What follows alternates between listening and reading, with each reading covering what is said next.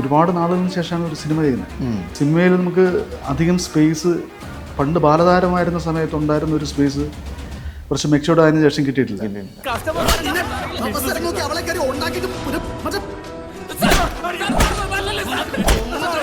ഒരു സിനിമയ്ക്കകത്ത് ഒരു കഥാപാത്രം ആ സിനിമ കഴിഞ്ഞിട്ട് നമ്മുടെ മനസ്സിൽ നിൽക്കുക എന്ന് പറഞ്ഞാൽ അതാണ് നമുക്ക് കിട്ടുന്ന ഏറ്റവും നല്ല ഭാഗ്യം എന്ന് പറഞ്ഞതാണ്. അങ്ങനെ കിട്ടിയ ഒരു ക്യാരക്ടറാണ് ഈ മത്താവൂസ് ബേബി. പ്രതികൾ മറ്റാരെങ്കിലും ആവാനുള്ള സാധ്യത വളരെ കുറവാണ്. ഞങ്ങൾ അസ്വസ്ഥരാണ്. ഈ വ്യവസ്ഥിതിയിൽ ഞങ്ങൾക്ക് വിശ്വാസമില്ല. ഞങ്ങളോ? അതെ, പുതിയ തലമുറ. ശ്രീനേട്ടൻ്റെ ഞാൻ ഇന്നലെ അമ്മയുടെ മീറ്റിങ്ങിന്റെ സമയത്ത് ഞാൻ ശ്രീനേട്ടനെ കാണുമ്പോൾ പോലും എത്രയോ വർഷങ്ങൾക്ക് മുമ്പ് എഴുതി വെച്ച ഡയലോഗാണ്. ദേഹത്തോട്ടുള്ള കളി വേണ്ട. രക്ഷിതാക്കൾ അടിച്ചും പിടിച്ചും കുട്ടികളെ അടിമകളാക്കിയിരുന്ന കാലം എന്നേ കടന്നുപോയി. പക്ഷെ വളരെ പ്രായമായതിനു ശേഷം ഒരു സിനിമ പോലും ചെയ്തില്ല. ഇപ്പൊ ഈ സീരിയൽ മാത്രം ചെയ്ത് നടക്കുന്നുണ്ട്. ഞങ്ങൾക്കൊക്കെ ഭയങ്കര വലിയ ഒരു വിഷമമായിരുന്നു. ഒരു മെച്ചൂർഡ് ആയതിനു ശേഷം ഒരു ക്യാരക്ടർ കണ്ടിട്ട് ആൾക്കാർ പറയണം, ഇയാൾ ഇയാളിപ്പോൾ സിനിമയിൽ വന്നിട്ട് നല്ല ക്യാരക്ടർ ചെയ്തു. That's enough. നമുക്കൊരു സമാധാനം കിട്ടി, സന്തോഷം കിട്ടി. കാരണം വെച്ച് കഴിഞ്ഞാൽ മറ്റത് ബാലതാരം മാത്രമായിട്ട് നമ്മൾ കണ്ടിരിക്കുന്ന ആൾക്കാരെ അത് മാറിയിട്ട് മെച്ചൂർഡായിട്ട് ഇയാളാണ് സിനിമയെല്ലാം അൾട്ടിമേറ്റ് എന്ന് പറയണേ. ഞാൻ അറിഞ്ഞില്ല, ഞാൻ അറിയാതെ മറ്റേ ലാലേട്ടൻ തന്നെ അവിടെ നിന്ന് എഴുതിട്ട് മുരുകാന്ന് വിളിച്ചിട്ട് അവിടെ നിന്ന് ഇങ്ങനെ എടുത്ത് ചാടുമല്ലോ. തിയേറ്ററിൽ എഴുതിട്ട് ഒന്ന് കൈയടിച്ചു പോയി. അല്ല, അത് വേറൊന്നുമല്ല, അത് ഉള്ളിൽ കിടക്കുന്ന ഒരു നമ്മുടെ ഒരു ആരാധനയുണ്ടല്ലോ. വൈകുന്നേരം വന്ന് തൊലിച്ചു പോയ കൊച്ചിന്റെ മൊബൈൽ സാർ എന്താ ഇവിടെ കോടതിയിലെ കസർത്ത് പോലെ അല്ല ഇവിടെ. 8 വയസ്സുള്ള സമയം മൂലം ഞാൻ പഠിക്കാൻ തുടങ്ങിയതാണ് കഥകളി. സിനിമയിൽ വന്നതിന് ശേഷം കഥകളിയിൽ സജീവമായിട്ട് ആയിരുന്നു. എന്നാലും ഈ കഥകളിയോടൊരു വലിയ ഭ്രമമുണ്ട്. പുതിയ കഥാപാത്രങ്ങൾ എന്ന് വെച്ചാൽ ആരെങ്കിലും പുതിയ കഥാപാത്രത്തിന് വിളിക്കണ്ടേ? ഇൻസ്റ്റാഗ്രാമിനകത്തോടെ നമ്മൾ കാണുന്ന ഒരാളുടെ പ്രസവം വരെ കാണുന്നു. ആലോചിക്കൂ.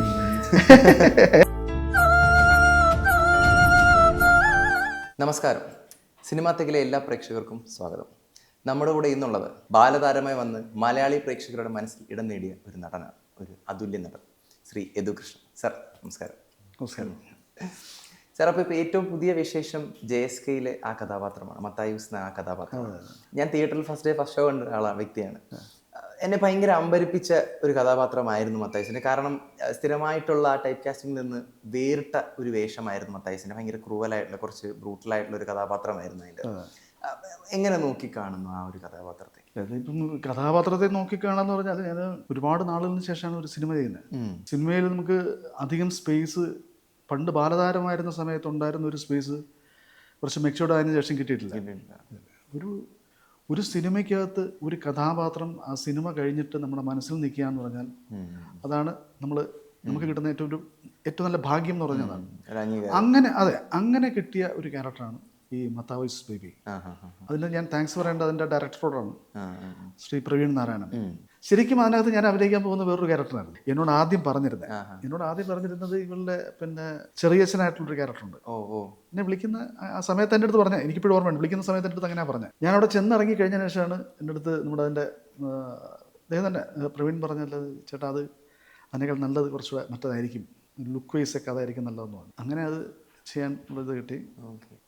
നല്ലതുണ്ട്, നമുക്കത് ചെയ്യാനുണ്ടായിരുന്നു. ഒരു ക്യാരക്ടർ ഉണ്ടാവുക എന്നുള്ളതാണ് ഏറ്റവും ഇമ്പോർട്ടൻ്റ്. ഒരു നല്ല സ്പേസ് ഉണ്ടായിരുന്നു. പ്രവീൺ അതുപോലുള്ള ഫ്രീഡം തന്നിരുന്നു.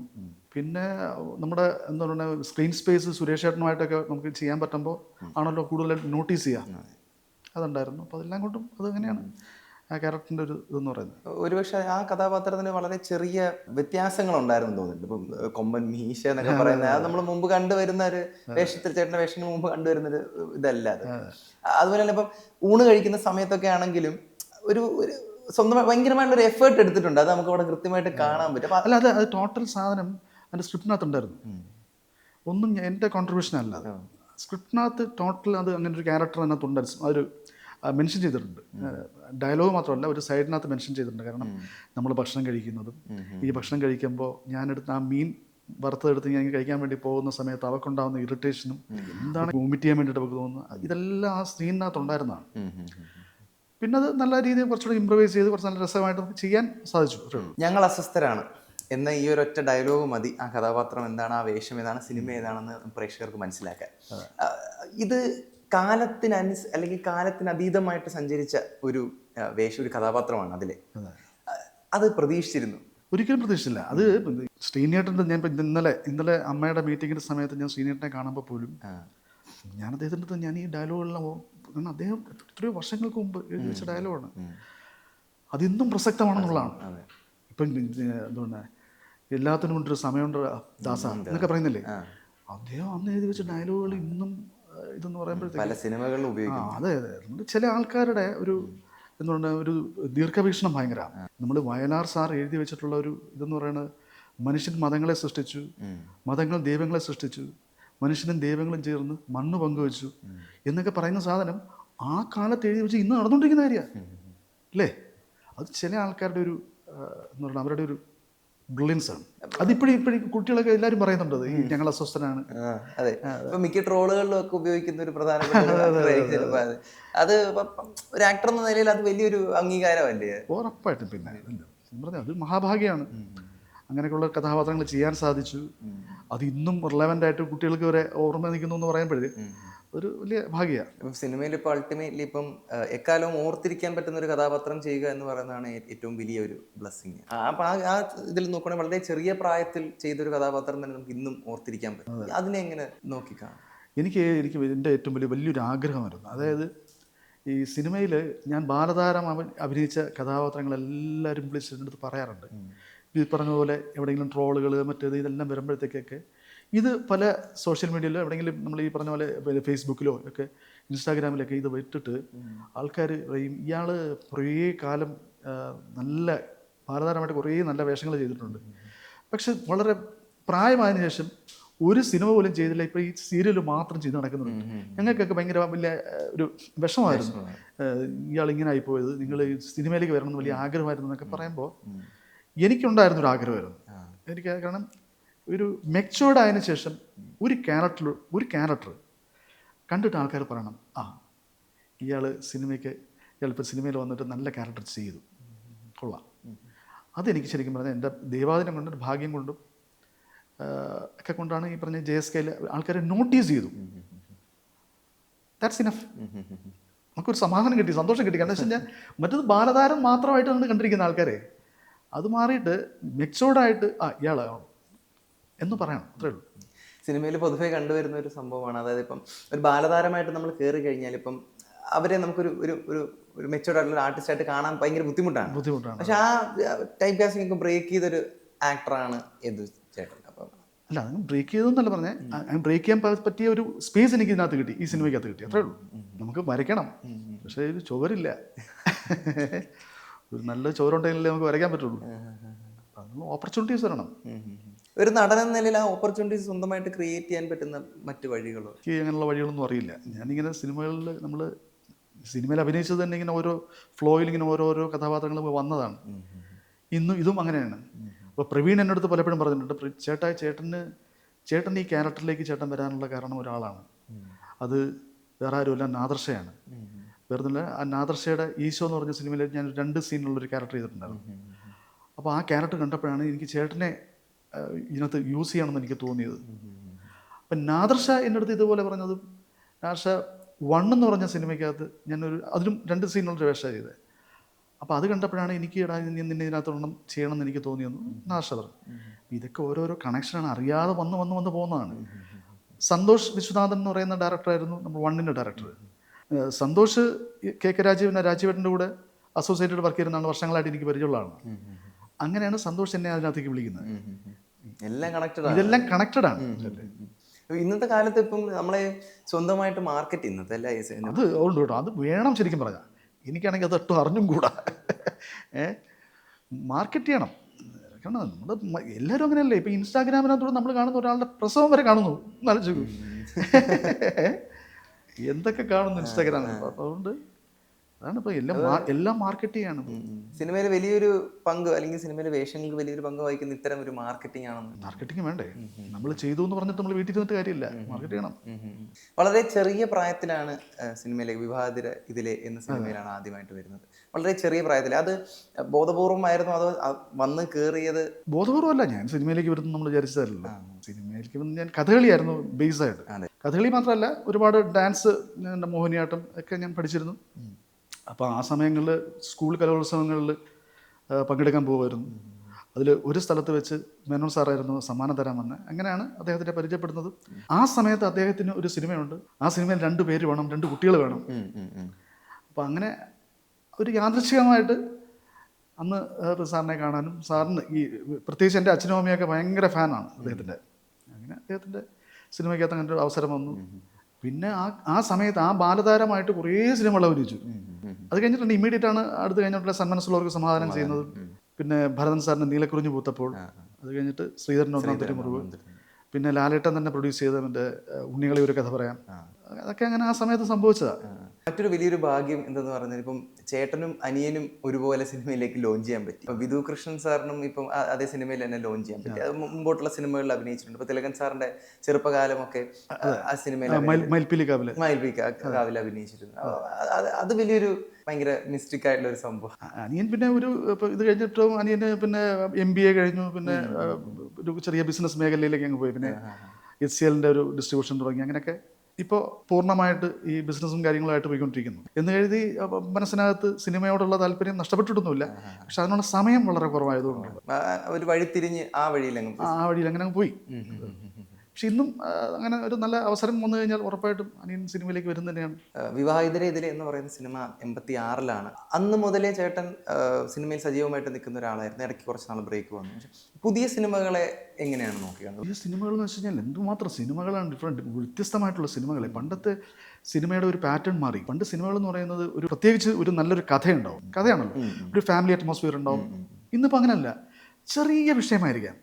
ചെറിയ വിഷയം വെച്ചിട്ട് അവർ ഇപ്പോഴത്തെ പിള്ളേർ അത് ഡെവലപ്പ് ചെയ്ത് നമ്മൾ കമ്മ്യൂണിക്കേറ്റ് ചെയ്യുന്ന രീതി ഉണ്ടല്ലോ, അതൊരു ഭയങ്കര സംഭവം കേട്ടോ.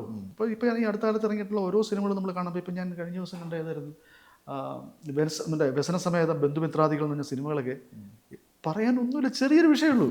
പക്ഷെ എന്ത് രസമായിട്ട് അത് അവർ കമ്മ്യൂണിക്കേറ്റ് ചെയ്തിരിക്കുന്നത്. അത് ഭയങ്കര കാലങ്ങൾക്ക് വരുന്ന മാറ്റങ്ങളാണ്. ഈ മാറ്റങ്ങൾക്ക് അനുകൂലിച്ചുകൊണ്ട് നിൽക്കുന്നൊരു ആക്ടറാണ് ഉറപ്പായിട്ടും. അല്ല, അല്ലെങ്കിൽ പിന്നെ നമ്മളില്ല, മാറ്റങ്ങൾ വരണമല്ലോ. സിനിമയല്ല അൾട്ടിമേറ്റ് എന്ന് പറയണേ. സിനിമയ്ക്കകത്ത് ഉറപ്പായിട്ടും നമ്മൾ ഇപ്പം തന്നെ ഈ JSK എന്ന് പറഞ്ഞൊരു സിനിമ വന്നതുകൊണ്ടാണ് ആരെങ്കിലുമൊക്കെ സിനിമ കണ്ടിട്ട് നോട്ടീസ് ചെയ്യുന്നത്. എന്നാൽ ടെലിവിഷനിൽ എത്രയോ വർഷങ്ങളായിട്ട് ഞാൻ എത്രയോ ക്യാരക്ടേഴ്സ് ചെയ്യുന്നുണ്ട്, ഒരുപാട് പേര് കാണുന്നുണ്ട്, ഒരുപാട് പേര് പറയാറുണ്ട്. എങ്കിൽ പോലും സിനിമയ്ക്ക് കിട്ടുന്ന ഒരു ഹൈപ്പ് എന്ന് പറയുന്നത് വേറൊരു ഇതാണ്. പിന്നെ അത് മാത്രമല്ല, അത് ഹിസ്റ്ററിയാണ്. എപ്പോൾ വേണമെങ്കിലും ഇപ്പം തന്നെ ഇപ്പോൾ C5 നമ്മൾ OTT വന്നു തുടങ്ങി. പിന്നെ ഇത് കഴിഞ്ഞാൽ പോലും എപ്പോൾ വേണമെങ്കിലും നമുക്ക് ഈ സിനിമ കാണാൻ പറ്റും. അതൊരു ഹിസ്റ്ററിയാണ്, ചരിത്രമാണ്. ഒരുപാട് സിനിമകളിൽ ലാലേട്ടൻ്റെ ആയാലും മമ്മൂക്കയുടെ ആയാലും അനിയനായിട്ട് അഭിനയിക്കാൻ സാധിച്ചു, തിലകൻ സാറിൻ്റെ കൂടെ അഭിനയിക്കാൻ സാധിച്ചു. അപ്പം ഈ ആക്ടേഴ്സിൽ നിന്നൊക്കെ കിട്ടിയിട്ടുള്ള ഒരു വലിയ ഒരു ഇൻഫ്ലുവൻസ് അല്ലെങ്കിൽ ഒരു ഇൻസ്പിറേഷൻ എന്തായിരുന്നു? ഇവരുടെയൊക്കെ ഒരു പാഷൻ ഉണ്ട്. ഈ വർഷം ഇത്രയും വർഷമായിട്ട് ലാലേട്ടനൊക്കെ വർഷം എത്ര ഇൻഡസ്ട്രി വന്നിട്ടുണ്ട്.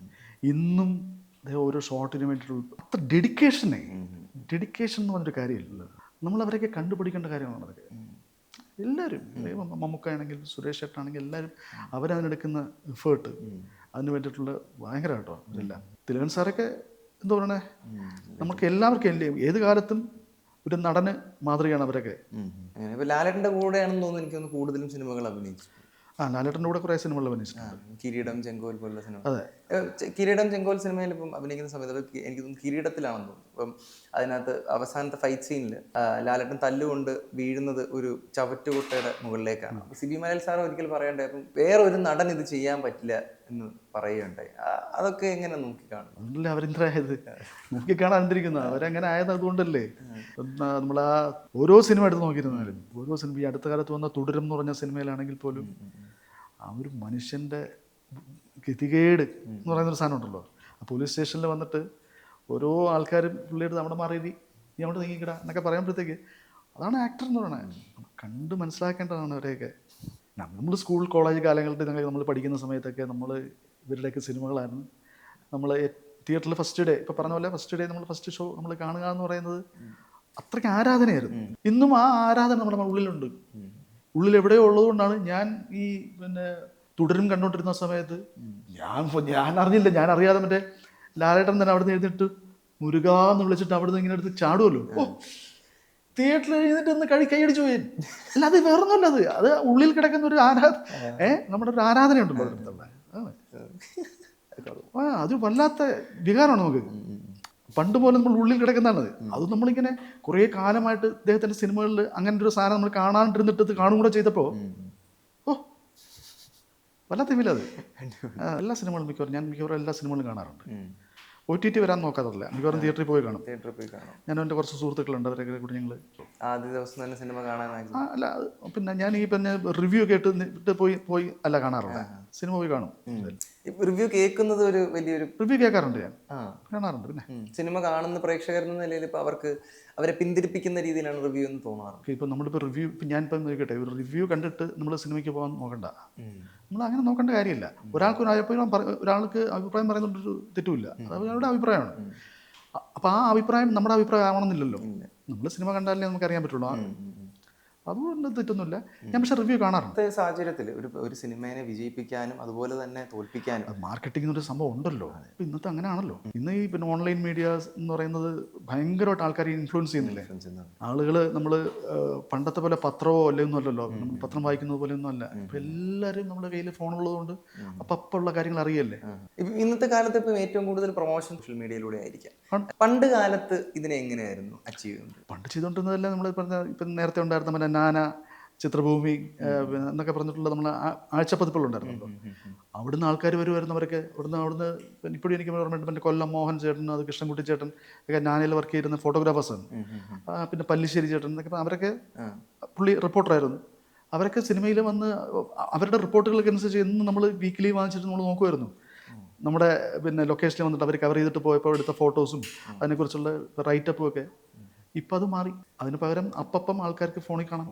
അന്ന് അങ്ങനെ ഒരു അപ്രോച്ചായിരുന്നു. അന്ന് എഴുത്തിലൂടെ ഉള്ള ഒരു അപ്രോച്ചായിരുന്നു പ്രേക്ഷകരെ സിനിമയെ പറ്റി അറിയിക്കുന്നത്. അതെ, അത് കൂടാതെ മറ്റേ ഇത് നമ്മൾ വണ്ടിയിൽ മറ്റേ പിന്നെ ഇതൊക്കെ വെച്ചിട്ട് അനൗൺസ് ചെയ്തുകൊണ്ട് പോകുമായിരുന്നല്ലോ. ഇന്ന് മുതൽ നാളെ മുതൽ ഇന്ന് മുതൽ എന്നൊക്കെ പറഞ്ഞിട്ട് കണ്ടിട്ടില്ലേ. അപ്പം അതൊക്കെ ഉണ്ടായിരുന്നു ആ കാലത്ത്. ഒരു കഥാപാത്രത്തെ പഠിക്കുമ്പോൾ അല്ലെങ്കിൽ ഒരു കഥാപാത്രത്തിലേക്ക് കയറുമ്പോൾ അതിൻ്റെ ചെറിയ ചെറിയ വ്യത്യാസങ്ങൾ പഠിക്കാനായിട്ട് ശ്രമിക്കാറുണ്ട്. അല്ല, അത് ഒന്നാമത്തെ കാര്യം. അത് നമ്മുടെ അതേ പറഞ്ഞ അതൊരു ഡയറക്ടർ, റൈറ്റർ, അവർ നമുക്ക് പറഞ്ഞു തരുന്ന ഒരു സാധനമാണ്. അവരാണ് നമ്മളെ കൊണ്ട് ചെയ്യിപ്പിക്കുന്നത്. അവിടെ പിന്നെ തന്നെയല്ല, അവർ നമുക്കൊരു സ്പേസ് തരുമ്പോഴാണല്ലോ നമുക്ക് കുറച്ചുകൂടെ ഫ്രീ ആയിട്ട് നമുക്ക് വർക്ക് ചെയ്യാൻ പറ്റുന്നത്. ആ ഒരു സ്പേസ് നമുക്ക് ഇല്ലെന്നുണ്ടെങ്കിൽ പിന്നെ നമുക്കൊന്നും ചെയ്യാൻ പറ്റില്ല. ഇത് അങ്ങനെ ഒരു സ്പേസ് അവർ നമുക്ക് തന്നു. പിന്നെ അവർ തന്നെ പറഞ്ഞു തന്നു എന്താണ് വേണ്ടതെന്ന്. പ്രവീൺ തന്നെ വ്യക്തമായിട്ട് ഇതാണ് ചേട്ടാ, ഇങ്ങനൊരു സംഭവമുണ്ട്. അപ്പോൾ ഇയാളൊരു ഭക്ഷണപ്രിയനാക്കി നമ്മൾ ആദ്യം മുതലേ ഇവിടെ ഒരു ഭക്ഷണത്തിൻ്റെ കാര്യത്തിൽ നമ്മൾ ആദ്യം മുതലേ തുടക്കം മുതൽ നമ്മുടെ ഫോണിൽ വിളിച്ച് സംസാരിക്കുമ്പോൾ ഇടയിൽ ഇന്ന് മറ്റേ ചെമ്മീൻ വാങ്ങിച്ച് കിട്ടിയില്ലേ, ചെമ്മീൻ ഭക്ഷണവുമായി ബന്ധപ്പെട്ടാണ് ഇയാൾ നിൽക്കുന്നത് തന്നെ എന്ത് കാര്യത്തിലും. അത് കഴിഞ്ഞിട്ടാണ് പിന്നെ ലാസ്റ്റ് മറ്റേ സീൻ വരുന്നത്. ഭക്ഷണം കഴിച്ചുകൊണ്ടിരിക്കുമ്പോൾ ഇവർ രണ്ടുപേരും വന്നിട്ട് കംപ്ലൈൻറ്റ് നമ്മുടെ CCTVയുടെയൊക്കെ ഇത് കാര്യം വേണ്ടിയിട്ട് എടുക്കാൻ വേണ്ടി വരുന്നത്. അപ്പോൾ അങ്ങനെ ഒരു സംഭവം അവർ തന്നെ മോൾഡ് ചെയ്തതാണ്. പിന്നെ അതൊക്കെ നമ്മളടുത്ത് പറഞ്ഞു കഴിയുമ്പോൾ നമ്മൾ സ്വാഭാവികമായിട്ട് നമ്മളിൽ ഉണ്ടാകുന്നൊരു മാറ്റം ഉണ്ടാവും. ഒരു ആക്ടർ എന്ന് പറയുന്നത് തീർച്ചയായിട്ടും ഒരു സംവിധായകൻ്റെ ടൂളായിരിക്കും. നന്നായിട്ട് താങ്കളെ യൂസ് ചെയ്തിട്ടുള്ള ഒരു സംവിധായകനായിരിക്കും. അങ്ങനെ നമുക്ക് ഒരാളായിട്ട് പറയാൻ പറ്റില്ല. ഇപ്പം നിങ്ങൾ പറഞ്ഞതുപോലെ ഇപ്പോൾ സന്മനസ്സുലോക സമാധാനത്തിലെ ക്യാരക്ടറാണെങ്കിലും ഇപ്പോൾ ശ്രീധരൻ ഒന്നാം തിരുമുറ ക്യാരക്ടറാണ്. ഈ രണ്ട് ക്യാരക്ടേഴ്സും എല്ലാവരും പറയുന്ന ക്യാരക്ടേഴ്സാണ്. അത് സത്യൻ സാറിന് തന്നെയാണ് അതിൻ്റെ ക്രെഡിറ്റ്. ശ്രീനേട്ടൻ്റെ ഡയലോഗുകളായിരുന്നു, അദ്ദേഹത്തിൻ്റെ ഇതായിരുന്നു, ക്യാരക്ടറായിരുന്നു.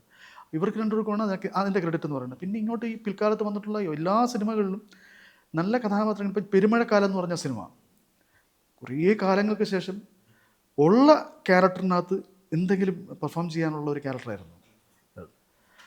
അത് കമൽ സാറിൻ്റെ ആയിരുന്നു.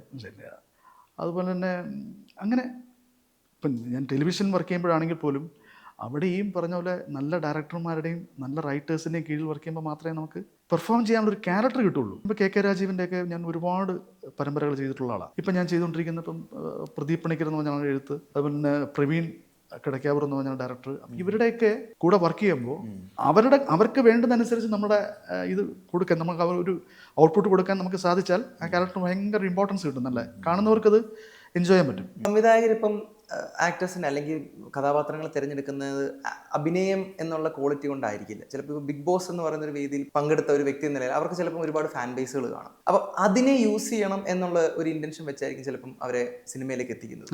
അത് വലിയൊരു തടസ്സമായിട്ട് തോന്നുന്നുണ്ടോ? ബാക്കി ഉണ്ട്, തടസ്സമാണ്. ഇപ്പം ഞാനിപ്പം എന്തിന് നമ്മൾ ടെലിവിഷനിൽ പോലും നമ്മളിപ്പം അവർ നോക്കുമ്പോൾ ഏറ്റവും കൂടുതൽ ഫോളോവേഴ്സ് ഉള്ള ആരാണെന്ന് നോക്കുന്നത്. കൂടുതൽ ഫോളോവേഴ്സ് ഉള്ള ഒരാളെ അതിനകത്ത് കാസ്റ്റ് ചെയ്ത് കഴിഞ്ഞാൽ അത്രയും ഫോളോവേഴ്സ്, അത്രയും വ്യൂവേഴ്സ് അവർക്ക് ഉണ്ടാവുമെന്നാണ് അവരുടെ പ്രതീക്ഷ. അതൊന്നും ഉണ്ടാവില്ല, അത് വേറെ വിഷയം. കാരണം ഈ പറഞ്ഞ സാധനം നല്ലതാണെങ്കിൽ, നമ്മൾ ചെയ്യുന്ന കണ്ടന്റ് നല്ലതാണെന്നുണ്ടെങ്കിൽ ഒരു 10 ദിവസം കഴിഞ്ഞാൽ ആ സാധനം കയറിക്കോളും. നേരെ മറിച്ച് ഈ പറഞ്ഞ സാധനം മോശമാണെങ്കിൽ ആദ്യത്തെ ദിവസം വന്ന് കുറച്ച് പേര് കാണും, അടുത്ത ദിവസം കൂടെ ആരും കാണില്ല അല്ലേ. അപ്പം നമ്മൾ ഈ പറഞ്ഞ സോഷ്യൽ മീഡിയയിലൊക്കെ വരുന്ന ഇതിന് എന്താ പറയുക ഇൻസ്റ്റാഗ്രാമിലൊക്കെ ഉള്ള ഫോളോവേഴ്സ് ഉള്ള ആൾക്കാർക്ക് ഓപ്പർച്യൂണിറ്റി കിട്ടുന്നുണ്ട് നല്ല. അത് മറ്റുള്ളവർക്ക് ഒരു തടസ്സവും തന്നെയാണ്. അവർക്ക് വലിയൊരു ഒരു പുഷ് അവിടെ കിട്ടുന്നുണ്ട്, നല്ലോണം കിട്ടുന്നുണ്ട്. അത് ഇത്തരം സോഷ്യൽ മീഡിയയിൽ നിന്ന് കയറി വരുന്ന പറഞ്ഞു വരുന്നത് പറഞ്ഞപ്പം അവരുടെ ചിലപ്പോൾ ഒരു ആദ്യ സിനിമയിലേക്കുള്ള ഒരു സ്റ്റാർട്ടായിരിക്കും ചിലപ്പം ഈ ഇങ്ങനത്തെ ഒരു പ്ലാറ്റ്ഫോം എന്ന് പറയുന്നത്. പക്ഷെ അതിനുശേഷമുള്ള സിനിമകൾക്ക് അവർക്ക് അല്ല, അത് ഞാൻ പറഞ്ഞില്ലേ, ഈ ഞാൻ ചോദിക്കട്ടെ, നമ്മളിപ്പോൾ നമ്മൾ സിനിമയിൽ അഭിനയിച്ചു, ആ സിനിമ ഹിറ്റാവണം, ഭയങ്കരമായിട്ട് ഹിറ്റായി കഴിയുമ്പോഴാണല്ലോ സ്വാഭാവികമായിട്ട് ഒരുപാട് പേര് കാണുന്നത്. ഇപ്പം നമ്മളിപ്പോൾ തുടരും എന്ന് പറഞ്ഞ സിനിമയ്ക്ക് ശേഷം അദ്ദേഹത്തിൻ്റെ പ്രകാശ് മേനോന് കിട്ടിയ ഒരു ഹൈപ്പ് എന്ന് പറയുന്നത് ഭയങ്കരമല്ലേ. കാരണം പടം സൂപ്പർ ഹിറ്റാണ്.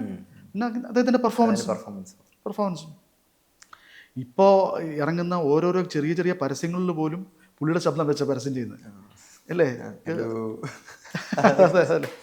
ഞാൻ എൻ്റെ വീട്ടിലെപ്പോഴും എൻ്റെ വൈഫിട്ട് ഹലോ ബെൻസേ. സിനിമയ്ക്ക് അത്ര ഒരു മാജിക് ഉണ്ട്, ഉണ്ട്. അതിന്റെ ഏറ്റവും വലിയ ഉത്തമ ഉദാഹരണമാണ് ഇപ്പം നമ്മൾ അസ്വസ്ഥരാണ് പറയുന്നത്. വീട്ടിൽ അതുപോലെ യൂസ് ചെയ്തിട്ടുണ്ട്, കളിയാക്കിയിട്ടുണ്ട്. എൻ്റെ അടുത്ത കാലത്ത് ഒരു പയ്യൻ വന്നിട്ട് എന്നെ വന്ന് പരിചയപ്പെട്ടു. ചേട്ടാ, എൻ്റെ പേര് യദുകൃഷ്ണൻ എന്നാണ്. പരിചയപ്പെട്ടു. എൻ്റെ അച്ഛനും അമ്മയും ചേട്ടൻ്റെ കണ്ടിട്ടാണ് എൻ്റെ മകൻ ജനിക്കുമ്പോൾ എനിക്ക് യദുകൃഷ്ണൻ എന്ന് പേരിടണമെന്നാണ്, അങ്ങനെയാണ് എനിക്ക് ആ പേര് കിട്ടിയതെന്ന് പറഞ്ഞിട്ട്. അപ്പോൾ എനിക്ക് വലിയൊരു അഭിമാനം തോന്നി. അവരോടൊരു ഭയങ്കര സ്നേഹം തോന്നുമല്ലോ നമുക്ക്. കാരണം വെച്ചാൽ അത്രയ്ക്ക് അവർ നമ്മളെ ഇഷ്ടപ്പെടുന്നു എന്ന് പറയുമ്പോഴേ ആണ്. കാലഘട്ടത്തിലെ ആളുകൾക്ക് എനിക്കൊന്നും ഒരിക്കലും ഇപ്പോഴും ഇത്രയും മുതിർന്ന ഒരാളാണെന്ന് ചിലപ്പോൾ തോന്നില്ല. ഇപ്പോഴും ഒരു ബാലതാരം എന്നുള്ള നിലയിലായിരിക്കും. അത് തോന്നിപ്പിക്കാനാണല്ലോ നമ്മുടെ ശ്രമം. എങ്ങനെങ്കിലും ഒന്ന് തോന്നിപ്പിക്കണം. അതിനാണല്ലോ നമ്മളിപ്പം സിനിമ ചെയ്യുമ്പോഴും നമുക്കൊരു സ്പേസ് കിട്ടണം, എന്തെങ്കിലും പെർഫോം ചെയ്യണം എന്നൊക്കെയുള്ളൊരു തോന്നൽ നമുക്ക് ഉണ്ടാകുന്നത്. അതിൽ നിന്ന് നമ്മളെ മാറണം. ആൾക്കാരുടെ മനസ്സിൽ നിന്ന് ആ ബാലതാരം ഇമേജ് മാറിയിട്ട് ഒരു മെച്ചോർഡ് ആയിട്ടുള്ള ആക്ടറാണ് എന്ന് ഫീൽ ചെയ്യണം. അത് ഈ ബാലതാരമായിട്ട് തുടങ്ങുന്ന എല്ലാ ആർട്ടിസ്റ്റുകൾക്കും അങ്ങനെ ഒരു പ്രശ്നം ഉണ്ടാവും. എല്ലാവർക്കും ആ പ്രശ്നമില്ല. ഇപ്പം ബാലതാരമുണ്ട്, കമലഹാസൻ ബാലതാരമായിട്ട് വന്നല്ലേ, ഒന്നുമില്ല. അങ്ങനെ ചില ആൾക്കാർക്ക് അങ്ങനെ വരുന്നു, അങ്ങനെ പറയുന്നു, എനിക്കറിയില്ല. ഒരു ഓപ്പർച്യൂണിറ്റി കിട്ടുക എന്ന് കിട്ടുമ്പോഴാണ് നല്ലൊരു പടം സൂപ്പർ ആവണം, അതിനകത്ത് നമ്മുടെ ക്യാരക്ടർ നോട്ടീസ് ചെയ്യണം ഒക്കെ വന്നു കഴിഞ്ഞാൽ അതങ്ങ് മാറും. എന്തുകൊണ്ടായിരിക്കും സിനിമയിൽ നിന്ന് വലിയൊരു ബ്രേക്ക് എടുക്കാനുള്ള, അല്ലെങ്കിൽ തിരിഞ്ഞ് ബ്രേക്ക് എടുത്തൊന്നുമല്ല. നമുക്ക് കൂടുതൽ ഓപ്പർച്യൂണിറ്റി എല്ലാം കിട്ടിക്കൊണ്ടിരിക്കുന്ന മുഴുവൻ ടെലിവിഷനിലാണ്. ടെലിവിഷനിൽ നല്ല നല്ല ക്യാരക്ടേഴ്സ് കിട്ടിക്കൊണ്ടിരുന്നപ്പോൾ ആ ക്യാരക്ടേഴ്സിൻ്റെ ഒരു നല്ല ക്യാരക്ടേഴ്സ് നമ്മളിപ്പം ചെയ്യാൻ പറ്റുന്ന ക്യാരക്ടേഴ്സ് കിട്ടുമ്പോഴേ നമ്മളറിയാതെ അതിനകത്ത് ഇഷ്ടപ്പെട്ടു പോകും. നമ്മളത് ചെയ്തു തുടങ്ങുമ്പോൾ അങ്ങനെ അതിനകത്ത് അതുള്ളൂ, അല്ലാതെ പറഞ്ഞില്ല. ആ നിൽക്കുന്ന സമയത്ത് ഇപ്പോൾ സിനിമയിലേക്ക് മറ്റ് വേഷങ്ങൾക്ക് വിളിക്കാറില്ലായിരുന്നു ആരും. എങ്ങനെ മാനേജ്? ഇപ്പോൾ മത്തായിസിലെ കഥാപാത്രം എന്ന് പറയുന്നത് ഫുൾ ക്ലീൻ ഷേവ് ആയിട്ടുള്ള മീശ മാത്രമുള്ള ഒരു കഥാപാത്രം. ഇപ്പം പെട്ടെന്ന് താടി വളർത്തുന്ന അല്ല, അതെന്തറിയോ, നമ്മളിപ്പോൾ ഞാനിപ്പോൾ ചെയ്തുകൊണ്ടിരിക്കുന്ന ക്യാരക്ടർ ടെലിവിഷനിലാണെങ്കിലും ചെയ്തുകൊണ്ടിരിക്കുന്ന ക്യാരക്ടറിന് അത് താടി ആവശ്യമാണ്, കുഴപ്പമില്ല. അതിനു മുമ്പ് ചെയ്തിട്ടിരുന്ന ഒരു ക്യാരക്ടർ ഉണ്ടായിരുന്നു. അപ്പോൾ അത് മാനേജ് ചെയ്ത് പോകും, അത്രേ ഉള്ളൂ. എന്ന് കരുതി നമുക്കൊരു നല്ല സിനിമ വരുന്ന സമയത്ത് ഇതിൻ്റെ മാറ്റം വരും, അത് വേറെ വിഷയമാണ്. പിന്നെ സീരിയൽ ഡെയിലി പോയിക്കൊണ്ടിരിക്കുന്ന ഒരു സാധനമായതുകൊണ്ട് അതിനകത്തൊരു മാറ്റം വന്നിരുന്നാൽ പോലും അതങ്ങ് കയറി അങ്ങ് പോയിക്കോളും. സംഘടനയുടെ തിരഞ്ഞെടുപ്പായിരുന്നു. അപ്പം ചരിത്രത്തിൽ ആദ്യമായിട്ടാണ് ഒരു സ്ത്രീ സാന്നിധ്യം തലപ്പത്ത് വരുന്നത്. ശ്വേതാ മേനോൻ ജയിച്ചിരിക്കുന്നു. അപ്പം എങ്ങനെയാണ് അപ്പോൾ ആ ഒരു വിജയത്തിനെയും ആ ഒരു സ്ഥാനത്തെയൊക്കെ നോക്കി? നല്ലതല്ലേ, ഒരു മാറ്റം വരിക എന്നുള്ളതല്ലേ ആവശ്യം. സ്ത്രീകൾക്ക് പ്രാധാന്യം കൂടുതൽ ഉണ്ടാവണം എന്നാണല്ലോ നമ്മുടെ ആഗ്രഹം. കമ്മിറ്റിയിലുടനീളം സ്ത്രീകളുടെ സാന്നിധ്യം വളരെയധികം കൂടുതലായിരുന്നു. ഇപ്പം 7 പേര് 8 പേരുണ്ട്, സ്ത്രീകളായിട്ട് തന്നെ 8 പേരുണ്ട്. വരട്ടെ, പ്രവർത്തിക്കട്ടെ. ഈ നമുക്ക് സംഘടനയെ സംബന്ധിച്ച് സംഘടനയ്ക്ക് ഇങ്ങനെ അങ്ങോട്ട് മുമ്പോട്ട് പോകണം. ഈ പറഞ്ഞ എല്ലാ മാസവും ഒരുപാട് പേര് വീട്ടിൽ കൃത്യമായിട്ട് കൈനീട്ടം എത്തുന്നുണ്ട്. അത് കൃത്യമായിട്ട് അങ്ങനെ പോകണം. ഒരുപാട് പേർക്ക് ജീവൻ രക്ഷാ മരുന്നുകൾ കൊടുക്കുന്നുണ്ട്, അത് കൃത്യമായിട്ട് കൊടുക്കണം. അതിന് വേണ്ടിയിട്ട് ഫണ്ട് ഉണ്ടാവണം. അത് ഫണ്ട് ഉണ്ടാക്കാൻ വേണ്ടിയിട്ട് എന്താ ചെയ്യാൻ പറ്റും, ഏതൊക്കെ തരത്തിൽ അതിങ്ങനെ ഫണ്ട് ഉണ്ടാക്കാൻ പറ്റുമെന്നുള്ള രീതിയിൽ എങ്ങനെ പ്രവർത്തിക്കാം എന്നുള്ളതിനെ കുറിച്ചൊക്കെ നോക്കേണ്ടത് ഈ പറഞ്ഞ കമ്മിറ്റിയിലുള്ള ആൾക്കാരാണ്. അവരതൊക്കെ ചെയ്തിട്ട് നല്ല കാര്യങ്ങൾ ചെയ്യട്ടെ, അല്ലേ. ഇനിയും ഒരുപാട് പേർക്ക് കൊടുക്കാൻ, കൂടുതലായിട്ടുള്ള ആൾക്കാർക്ക് കൊടുക്കാം. 10 വർഷത്തോളം കഥകളി പരിശീലിച്ച ഒരു വ്യക്തിയായിരുന്നു ഇത്. അത് ഇൻഫ്ലുവൻസ് ചെയ്തിട്ടുണ്ടോ സിനിമയിലെ? എങ്കിലും അത് ഇൻഫ്ലുവൻസ് ചെയ്തിട്ടുണ്ടോ എന്ന് വെച്ചാൽ ഉറപ്പായിട്ട് ഇൻഫ്ലുവൻസ് ചെയ്തിട്ടുണ്ട്. കാരണം വെച്ച് കഴിഞ്ഞാൽ ബേസിക് ആയിട്ട് ഒരു സാധനം നമുക്ക് കിട്ടുക എന്ന് പറഞ്ഞാൽ, പ്രത്യേകിച്ച് ഈ ചൊല്ലിയാടുക, ചൊല്ലിയാടുക എന്ന് പറയുന്നത് ഭയങ്കര സ്ട്രെയിനും അതുപോലെ എഫേർട്ടും ഉള്ളൊരു സാധനമാണ്. അപ്പോൾ അത് ഞാൻ ഒരു 12 വർഷത്തോളം ഞാൻ പഠിച്ചതാണ് കഥകളി. അപ്പോൾ അടിസ്ഥാനമായിട്ട് ഞാൻ ഒരുപാട് ഉത്സവങ്ങൾക്കും അതല്ലാതെയുള്ള മറ്റ് ദൃശ്യവേദി പോലെയുള്ള ഈ കഥകളി ക്ലബ്ബുകളുണ്ട്, അവിടെയൊക്കെ ഓൾ ഇന്ത്യ റേഡിയോയുടെയൊക്കെ പ്രോഗ്രാമുകളിലൊക്കെ ഇഷ്ടംപോലെ പങ്കെടുത്തിട്ടുണ്ട്. അപ്പോൾ അതൊരു അടിസ്ഥാനമായിട്ട്. ഏത് പ്രായത്തിലായിരുന്നു അത്? 8 വയസ്സുള്ള സമയം മുതൽ ഞാൻ പഠിക്കാൻ തുടങ്ങിയതാണ് കഥകളി. അപ്പോൾ സിനിമയിൽ വന്നതിന് ശേഷം കഥകളിയിൽ സജീവമായിട്ട് ആയിരുന്നു. കാരണം ആ സമയത്ത് പിന്നെ സ്കൂൾ കഴിഞ്ഞ് പിന്നെ യുവജനോത്സവങ്ങളായി കോളേജിൻ്റെ, അപ്പോൾ അതിനകത്ത് പങ്കെടുക്കാൻ പോകുന്നുണ്ടായിരുന്നു. അതേ സമയത്ത് തന്നെ ഞങ്ങളുടെ ക്ഷേത്രങ്ങൾ, പത്മനാഭസ്വാമി ക്ഷേത്രത്തിലൊക്കെ 10 ദിവസം ഉത്സവമുണ്ട്. ഈ 10 ദിവസം പലതരത്തിലുള്ള വേഷങ്ങൾ കിട്ടുമായിരുന്നു. അതൊരു അടിസ്ഥാനമായിട്ട് നല്ലത് തന്നെയാണ്. പക്ഷെ കഥകളിയാണോ സിനിമ അഭിനയം എന്ന് ചോദിച്ചാൽ ഒരിക്കലും അല്ല. പക്ഷെ അത് ഇൻഫ്ലുവൻസ് ചെയ്തിട്ടുണ്ട്. ഇപ്പം അത്രയും പ്രേക്ഷകരുടെ മുന്നിലേക്കൊക്കെ നിന്ന് പെർഫോം ചെയ്യുക എന്ന് പറയുന്നത് അതിന് മുന്നേ ഒരു പരിശീലനം. അതെ, ഉറപ്പായിട്ടും അത് ഇൻഫ്ലുവൻസ് ചെയ്തിട്ടുണ്ട്. പിന്നെ അത് കഴിഞ്ഞിട്ടാണെങ്കിലും നമ്മൾ പിന്നെ സിനിമയാണെങ്കിലും ഇപ്പോൾ ടെലിവിഷനിലാണെങ്കിലും ഒക്കെ നല്ലോണം ഇൻഫ്ലുവൻസ് ചെയ്യുന്നുണ്ട്. ഇപ്പം നമ്മൾ ഈ നാടകത്തിൽ നിന്ന് വരുന്ന നടന്മാരില്ലേ, അവരെക്കുറിച്ച് പറയുമല്ലോ, അവർക്കും ബേസിക്കായിട്ട് കിട്ടിയിരിക്കുന്ന ആ ഒരു ഇത് തന്നെയാണ് അവർ സിനിമയിൽ വരുമ്പോഴോ അല്ലെങ്കിൽ ടെലിവിഷൻ വരുമ്പോഴോ ഒക്കെ അവർക്ക് കിട്ടിയിരിക്കുന്ന ഏറ്റവും നല്ല കോച്ചിങ് ആണത്. എന്നാൽ അതിവിടെ ആവശ്യമില്ല, കുറച്ച് ഇവിടെ സട്ടിലായിട്ട് മതിയല്ലോ. അല്ല, കഥകളി എന്നൊക്കെ പറയുന്ന ഒരു ആർട്ടിൽ ഭയങ്കര ലൗഡായിട്ടാണ് കുറേ കാര്യങ്ങൾ കാണുന്നത്. തിരിച്ചറിവുകളാണല്ലോ. അതെന്ന് വെച്ച് കഴിഞ്ഞാൽ നമ്മൾ സ്റ്റേജിൽ നിന്ന് പെർഫോം ചെയ്യുമ്പോൾ, അതിപ്പോൾ കഥകളിയാണെങ്കിലും നാടകമാണെങ്കിലും നാടകത്തിൽ അഭിനയിക്കുന്ന ആൾക്കാരെല്ലാം ഒരുപാട് എഫേർട്ട് ഉണ്ട് അതിന്. കാരണം അങ്ങറ്റം ഇരിക്കുന്ന ഒരാളെ വരെ നമുക്കത് റീച്ച് ചെയ്യണം. ഒരാളുടെ അഭിനയത്തേക്കാൾ കൂടുതലായിട്ട് അവരുടെ ഡയലോഗ് മോഡുലേഷൻ ഒക്കെ, അതുകൊണ്ടാണല്ലോ നാടകീയത എന്ന് പറയുന്നത്. എന്നാൽ അത് സ്ക്രീനിൽ ആവശ്യമില്ല. അതിൻ്റെ ഒരു ചെറിയ അംശമാണല്ലോ ആവശ്യം. നമുക്ക് എത്രത്തോളം നാച്ചുറൽ ആക്കാൻ പറ്റുമോ അതാണല്ലോ. പിന്നെ ഒരു നോട്ടത്തിലൊക്കെ നമ്മൾ ഒരു കാര്യം കൺവേ ചെയ്യാൻ പറ്റുക എന്ന് പറയുന്നതാണല്ലോ സിനിമയുടെ ഒരു പ്ലസ് എന്ന് പറയുന്നത്. എന്തുകൊണ്ട് കഥകളി തിരഞ്ഞെടുത്തു ആദ്യം ഇത്രയും ചെറിയ പ്രായത്തിൽ തന്നെ? അല്ല, അത് എൻ്റെ അച്ഛനും അമ്മയും കഥകളി ആസ്വാദകരായിരുന്നു. അച്ഛൻ പണ്ട് മുതലേ ആസ്വാദകരായിരുന്നു. പിന്നെ അച്ഛൻ്റെ അമ്മയുടെ വിവാഹത്തിന് ശേഷം അവർ ഒരുമിച്ച് കഥകളി ക്ലബ്ബിലും ദൃശ്യവിദ്യയിലൊക്കെ പോരുന്ന ഞങ്ങൾ അതോടൊപ്പം തന്നെ ഇങ്ങനെ സഞ്ചരിച്ച് ഞങ്ങൾക്ക് അതിനോടുള്ള താല്പര്യം തോന്നി. കൃഷ്ണനാരാശൻ, കലാമണ്ഡലം കൃഷ്ണനാരാശൻ്റെ അടുത്തൊക്കെ വളരെ നല്ല അടുപ്പമായിരുന്നു. അപ്പോൾ അദ്ദേഹമായിരുന്നു ശരിക്കും പറഞ്ഞാൽ എൻ്റെ ആശാനെ, ഈ ജയദേവവർമ്മ എന്ന് പറഞ്ഞ FSCT ജയദേവവർമ്മ എന്ന് പറഞ്ഞ ആശാനെ ഏർപ്പാടാക്കിയിരുന്നത്, ഞാൻ അദ്ദേഹത്തിൻ്റെ കീഴിൽ പഠിക്കുന്നതൊക്കെ. അതാണ് കഥകളിയുടെ ഒരു ബാക്ക്ഗ്രൗണ്ട് എന്നാണ്. മിസ്സിങ് തോന്നുന്നുണ്ടോ ഇപ്പോൾ അതിലേക്ക് തിരിച്ചു നോക്കുമ്പോൾ? മിസ്സിംഗ് ഉണ്ടെന്ന് വെച്ച് കഴിഞ്ഞാൽ നമ്മൾ പിന്നെ വേറൊരു മേഖലയിലേക്ക് പോയി കഴിഞ്ഞപ്പോഴത്തേക്കേ, എന്നാലും ഈ കഥകളിയോടൊരു വലിയ ഭ്രമമുണ്ട്. ഇപ്പോഴും എവിടെയെങ്കിലും കഥകളി ഉണ്ടെന്നോ അല്ലെങ്കിൽ കഥകളി എവിടെയെങ്കിലും അവതരിപ്പിക്കുന്ന പറഞ്ഞാൽ നമ്മൾ ഓടിപ്പോവും. ഇപ്പം മാറ്റങ്ങൾ വന്നിട്ടുണ്ട്. കഥകളിയിൽ പണ്ടുണ്ടായിരുന്ന ഈ അടിസ്ഥാനമായിട്ടുള്ള അതല്ല ഇപ്പോൾ കുറച്ചുകൂടെ കൊമേഴ്സിലായി, കുറച്ചുകൂടെ ആൾക്കാരെ കമ്മ്യൂണിക്കേറ്റ് ചെയ്യാൻ വേണ്ടിയിട്ട് കൂടുതലായിട്ട് അതിൻ്റെ വ്യത്യാസം വന്നിട്ടുണ്ട്. കുറച്ച് അന്യം നിന്ന് പോകുന്ന കലയാണ് ഇവിടെ. നമ്മൾ ഇപ്പോൾ ഉത്സവങ്ങൾക്കൊക്കെ പിന്നെ ഗാനമേളയോ മിമിക്രിക്ക് പോലും ഇത് കുറഞ്ഞു. പണ്ട് മിമിക്സിനൊക്കെ ഭയങ്കര പ്രാധാന്യമായിരുന്നല്ലോ, അത് മാറി. അതുപോലെ തന്നെ ഈ ബാലെ പോലെയുള്ള ഇതൊക്കെ മാറ്റം വന്നു ഓരോന്നിനും. പക്ഷെ കഥകളിയെ സംബന്ധിച്ച് കഥകളിക്ക് ഇപ്പോഴും വിദേശ രാജ്യങ്ങളിലൊക്കെ ഭയങ്കരമായിട്ടുള്ള ഓഡിയൻസ് ഉണ്ട്. കേരളത്തിൽ വളരെ കുറവാണ്. നമുക്ക് അപ്പം ഇനി വരാനിരിക്കുന്ന അല്ലെങ്കിൽ ചെയ്യാനിരിക്കുന്ന പുതിയ കഥാപാത്രങ്ങൾ എന്തെല്ലാം?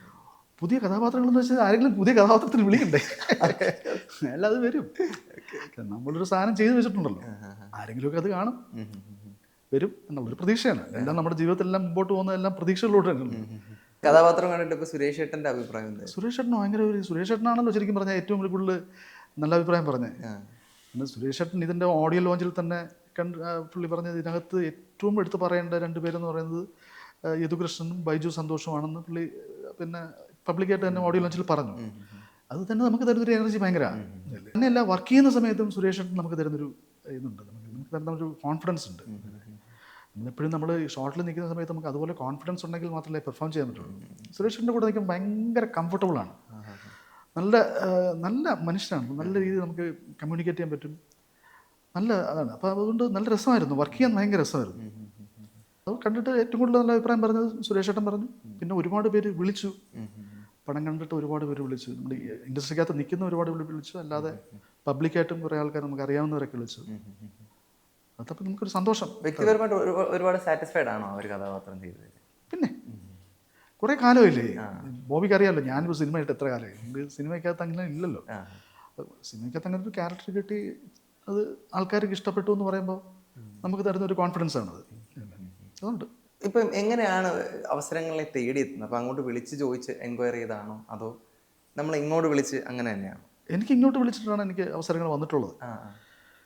ഇതുവരെയുള്ള അവസരങ്ങളെല്ലാം ഇങ്ങനെ എന്നെ ഇങ്ങോട്ട് വിളിച്ച് പറഞ്ഞിട്ട് അവസരം അങ്ങോട്ട് വിളിച്ച് ചോദിച്ച് എനിക്ക് ഇന്ന വേഷം തന്നു, അല്ലെങ്കിൽ എനിക്ക് ഇന്ന സിനിമയിൽ എനിക്കൊരു കഥാപാത്രം വേണം. ഞാൻ അങ്ങനെ ആരെയും വിളിച്ച് ചോദിച്ചിട്ടില്ല. ബന്ധങ്ങളുണ്ട്. ബന്ധങ്ങൾ വെച്ച് കഴിഞ്ഞാൽ ഞാൻ ഇപ്പം സത്യൻ സാറുമായിട്ട് ഞാൻ സംസാരിക്കാറുണ്ട്, സത്യൻ സാറിന് മെസ്സേജ് അയക്കാറുണ്ട്, ജോഷി സാറുമായിട്ട് സംസാരിക്കാറുണ്ട്, എല്ലാവരുമായിട്ടൊക്കെ സംസാരിക്കാറുണ്ടെന്നല്ലാതെ പിന്നെ അങ്ങനെ ഒരു വേഷത്തെക്കുറിച്ചൊന്നും സംസാരിച്ചിട്ടില്ല. പിന്നെ അങ്ങനൊരു ജോഷി സാറാണെങ്കിലും എനിക്ക് തോന്നിയിട്ടില്ല. കാരണം സത്യൻ സാറാണെങ്കിലും പറയും, എൻ്റെ അടുത്ത് ഇങ്ങോട്ട് തന്നെ പറയും, നമ്മൾ അങ്ങനെ ഒരു സാധനം നമ്മൾ പിന്നെ ചെയ്തിട്ടില്ല, ഇത് നമുക്ക് ചെയ്യാം വരട്ടെ സത്യ സാറ് പറയാറുണ്ട്. പിന്നെ എനിക്ക് ഇപ്പോഴത്തെ യങ് ജനറേഷനിലുള്ള ആൾക്കാരെ എനിക്ക് അറിയില്ല, അവരുമായിട്ടൊന്നും നമുക്ക് അടുപ്പമില്ലാത്തതുകൊണ്ടാണ്. അങ്ങനെ ഒരു ഓപ്പർച്യൂണിറ്റി വന്നു കഴിഞ്ഞാൽ അവരുമായിട്ടൊക്കെ നമുക്ക് അടുപ്പമുണ്ടാവും. ഇതെല്ലാം അങ്ങനെയാണല്ലോ. ഞാൻ കഴിഞ്ഞ ദിവസം അസീസിനെ കണ്ടപ്പോൾ ഞാൻ അസീസിൻ്റെ അടുത്ത് അന്ന് പറഞ്ഞിരുന്നു, ഞാൻ 1 ചെയ്യാൻ വേണ്ടിയിട്ട് ഞാൻ അഭിനയിക്കാൻ പോകുമ്പോൾ ആ കാരവനിൽ ആ ഒരു സീൻ കിടപ്പുണ്ടായിരുന്നു. ഞാൻ മേക്കപ്പ് ചെയ്യാൻ ചെല്ലുമ്പോൾ അപ്പം ഞാൻ സീൻ വെറുതെ എടുത്ത് മറിച്ച് നോക്കിയപ്പോഴത്തേക്ക് ആ സീൻ വായിച്ചപ്പോൾ ഇത് ആര്, ഈ സീൻ ചെയ്യുന്ന ആൾ ഇനി ക്ലിക്കാവും. നമ്മുടെ മനസ്സിൽ തോന്നിയൊരു കാര്യമാണ്. കാരണം ആ സീനിൻ്റെ കണ്ടന്റ് അതാണ്. മുഖ്യമന്ത്രിയും കൊണ്ട് പോകുന്ന ഒരു ഓട്ടോറിക്ഷക്കാരൻ, മുഖ്യമന്ത്രിയാണെന്ന് അറിയില്ല, ആരോ ഒരാൾ വന്ന് ബാക്കിൽ കയറി ഇയാൾ വണ്ടി ഓടിച്ച് പോകുന്ന വഴിക്കുള്ളത് ആരൊക്കെയോ കൈ കാണിക്കുന്നു. ഈ കൈ കാണിക്കുമ്പോഴത്തേക്ക് സാറേ ഇത് എന്ന് പറഞ്ഞാൽ ഞാൻ കഴിഞ്ഞ ദിവസം ഒരു സീരിയൽ അഭിനയിച്ചപ്പോൾ അത് കണ്ടിട്ട് ആൾക്കാർ പറയാണ് എന്നൊക്കെ പറഞ്ഞിട്ട് പുള്ളി അവിടെ കൊണ്ട് നിർത്തിയിട്ട് പൈസ പറഞ്ഞിട്ട് നോക്കുമ്പോഴാണ് മുഖ്യമന്ത്രി. ആ സീൻ അത് ഞാൻ പറഞ്ഞ അസീസെ അന്ന് തൊടുത്ത് വിട്ട ആ അസ്ത്രമാണ്. അതിങ്ങനെ പോയിക്കൊണ്ടിരിക്കുകയാണ് അസീസ്. എന്തുമാത്രം പടമായി. നമുക്കത് കാണുമ്പോൾ ഭയങ്കര അഭിമാനമാണ്, ഭയങ്കര സന്തോഷം തോന്നും. കാരണം അതൊരു കഴിവുള്ള കിട്ടിയ ഒരു ഓപ്പർച്യൂണിറ്റിയാണ്. ഇഷ്ടം പോലെ ഇപ്പം നമ്മൾ ഇതിനെ ഈ വ്യസന സമേതം, ബന്ധുമിത്രാദികൾ, അതിനു മുമ്പ് മറ്റേ വാഴ, എല്ലാത്തിലേക്കും അസീസ് ചെയ്തിരിക്കുന്ന ക്യാരക്ടർ എന്താണ്, ഭയങ്കര വലിയൊരു ക്യാരക്ടർ. ക്യാരക്ടർ എന്താണ്, അസീസ് എന്ത് നന്നായിട്ട് പെർഫോം ചെയ്തിരിക്കുന്നു. അപ്പോൾ അതൊക്കെ ഒരു ഇങ്ങനെ അറിയാതെ വരുന്ന. അപ്പോൾ അതിനടുത്ത് പറഞ്ഞു, ചേട്ടാ ഇത് നിമിത്തങ്ങളാണ്, ഓരോ നിമിത്തം ഇങ്ങനെ അറിയാതെ ഇങ്ങനെ സംഭവിച്ചുകൊണ്ടിരിക്കുന്നു. നടക്കട്ടെ, നല്ല കാര്യം. ഇപ്പൊ അതുപോലെ തന്നെ പറഞ്ഞ പോലെയാണ് ഇപ്പൊ ജഗദീഷ് ചേട്ടനായാലും ഇപ്പൊ അശോക് ചേട്ടനായാലും ഇവരെല്ലാം വലിയൊരു കമ്പാക്ക് ഒന്നും ഇല്ല. അവരെല്ലാം ഈ ഇൻഡസ്ട്രിയിൽ നിലനിൽക്കുന്ന ആളുകൾ തന്നെയാണ്, വലിയ കമ്പാക്ക്. പക്ഷെ അവരുടെ എല്ലാം ഒരു പുതിയൊരു വെർഷൻ നമുക്ക് കാണാൻ സാധിക്കുന്നുണ്ട്. അങ്ങനെ ഒരു അപ്രോച്ച് നടത്താൻ സാർ ശ്രമിക്കുന്നുണ്ടോ? അങ്ങനെ ഇവരാരും ശ്രമിച്ചിട്ടില്ലല്ലോ, ഇവർ ശ്രമിച്ചിട്ടാണ് അവരൊക്കെ ഇങ്ങനെ ചെയ്യുന്നത്, എനിക്ക് തോന്നുന്നില്ല. പക്ഷെ അവരുടെ ആ ഒരു പഴയ രീതിയിലുള്ള ഒരു അഭിനയം അപ്രോച്ച് അല്ല അവർക്ക് ഈ പുതിയ സിനിമകളിലെ ക്യാരക്ടർ അതല്ല.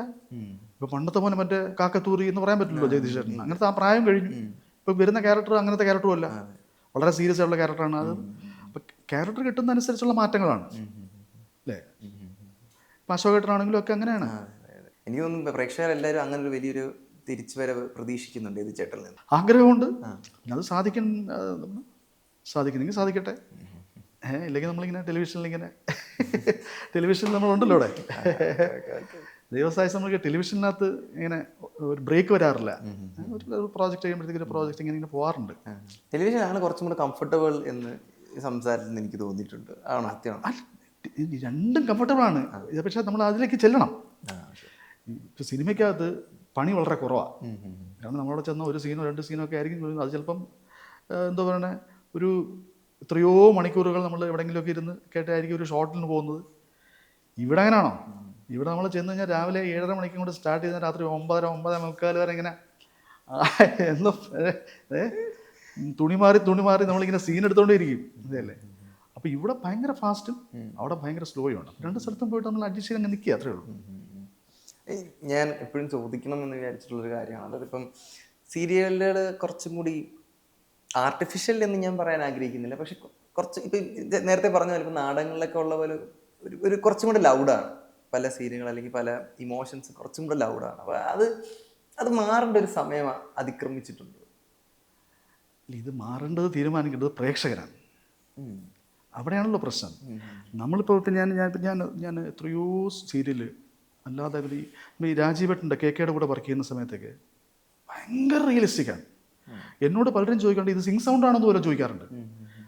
സിങ് സൗണ്ട്, കാരണം അതിനകത്തുള്ള ആൾക്കാർക്ക് ഡബ്ബിങ് ആർട്ടിസ്റ്റുകൾ വളരെ കുറവാണ് അതിനകത്ത് ഡബ്ബിങ് ചെയ്യാറുള്ളത്.